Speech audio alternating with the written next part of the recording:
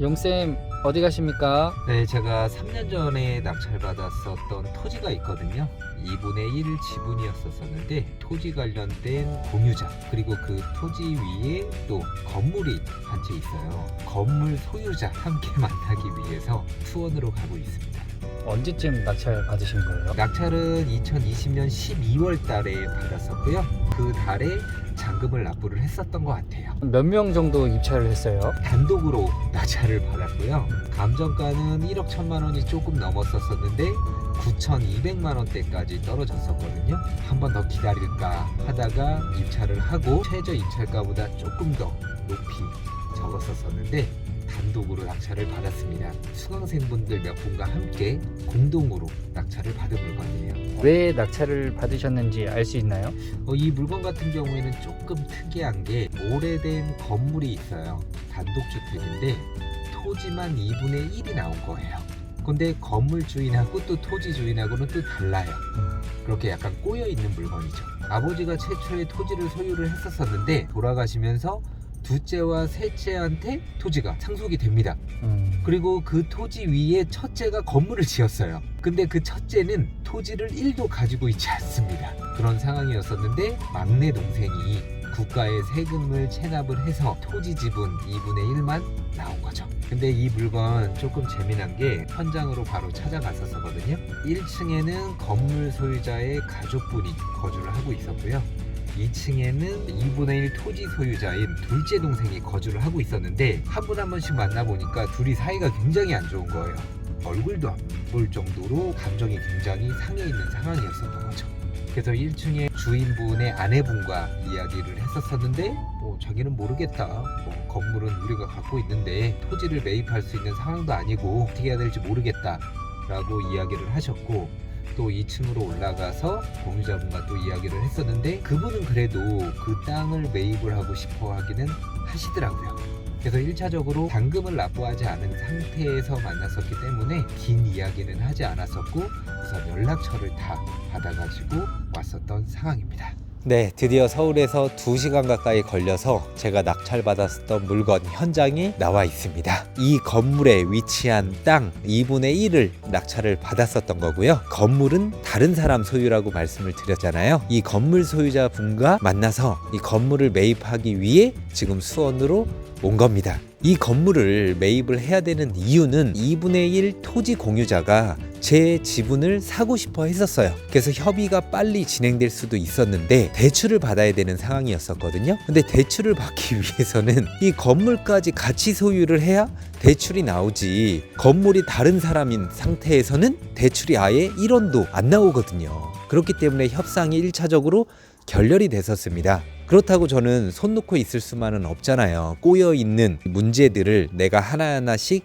해결을 해야 되겠다. 그렇게 해결하기 위해서는 좀 소송의 기술이 필요하거든요. 그래서 건물 소유자분이 제 땅 2분의 1을 사용을 하고 있잖아요. 그러면 제 땅을 사용하는 만큼의 사용료를 주세요. 그리고 이 건물 같은 경우에는 건물과 토지가 단 한 번도 소유자가 같았었던 적이 없어요. 그렇기 때문에 여러분들이 좀 어려워할 수 있는 법정지상권도 성립이 안 되는 물건이거든요. 그래서 건물 철거 소송 및 부당이득 청구 소송을 함께 진행을 했었죠. 결국에는 변론기일과 조정기일을 거쳐서 월 58만 5천 원씩 저에게 줘라라는 조정 조서를 받고, 대신에 이분은 이곳에서 거주를 더 이상 하고 싶어 하지 않더라고요. 왜냐? 토지를 소유하고 있으신 그 둘째 분과 사이가 안 좋다고 했잖아요. 그래서 예전부터 이사를 원했었던 상황입니다. 그리고 건물 소유자분께서 우리 토지를 매입할 수 있는 능력은 또 안 되는 상황이었었거든요. 그래서 다른 곳으로 이사를 가신다고 하고 또 11월 6일 날 드디어 이사를 가신 거예요.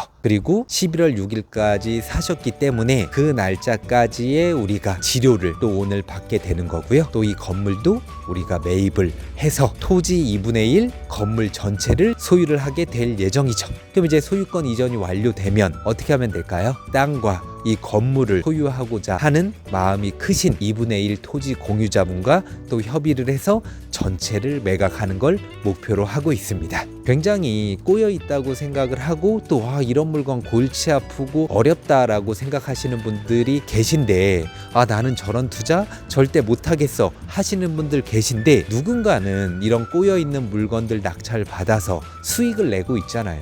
그렇다면 여러분들도 하실 수 있는 거예요. 안 해봤기 때문에 어려운 겁니다. 해보면 아무것도 아니에요. 맨날 아파트 쉬운 그런 물건들 입찰하면 막 30명, 50명, 100명씩 들어오는데 그 안에서 살아남을 자신 있으세요? 없을 거란 말입니다. 그렇기 때문에 이런 물건들 배워놓으면 평생 써먹을 수 있어요. 그러니까 한번 공부를 해보시고 책을 통해서 혹은 강연을 통해서도 얼마든지 배워나가고 바로 실전에 적용하실 수 있으니까 도전을 해보셨으면 좋겠습니다. 이 물건을 통해서 총 4천에서 5천 정도 수익을 얻을 수 있을 것 같은데, 제가 생각했던 것보다는 수익이 조금 낮아요. 아쉽지만 그래도 역지사지하는 마음으로 서로 윈윈해야 되잖아요. 사는 사람도 시세보다 좀 저렴하게 사고 싶은 마음이 클 것이고, 저 또한 시세보다 또 저렴하게 공매를 통해서 낙찰을 받았기 때문에 이렇게 협의가 되는 겁니다. 공매로 낙찰받고 이제 드디어 끝이 보이네요. 지금 시간이 흐르기는 했지만은 매달 지료가 쌓였기 때문에 기다리는 시간이 지루했을까요? 아니란 말이에요. 오늘은 지료를 2천만 원 이상 수령을 하게 됩니다. 한꺼번에 이렇게 받게 되는 거예요. 기다리는 시간이라든지 부담스러울 거 없고 내가 해결할 수 있는 능력만 있다고 하면은 짧은 기간에 아니면 적은 금액으로 수익을 높게 낼 수 있는 투자 방법 많이 있습니다. 꼭 도전해 보세요. 근데 한 가지 또 아쉬운 게 있어요. 뭐냐, 토지를 소유를 하고 있지만은 위에 건물이 있기 때문에 주택의 부속 토지라서 취득세 중과를 맞았습니다. 그래서 법인으로 낙찰을 받았잖아요. 낙찰가의 13.4%의 취등록세를 냈죠. 그게 너무 아쉽습니다. 하지만 지료를 받는 걸로 위안을 삼는 거죠. 네, 방금 매입한 건물 1층 내부 모습입니다. 이사는 며칠 전에 다 가셨고요. 좀 전에 매입도 완료를 했습니다. 굉장히 낙후돼 있죠. 네, 안방 모습입니다. 곳곳에 곰팡이도 굉장히 좀 심하네요.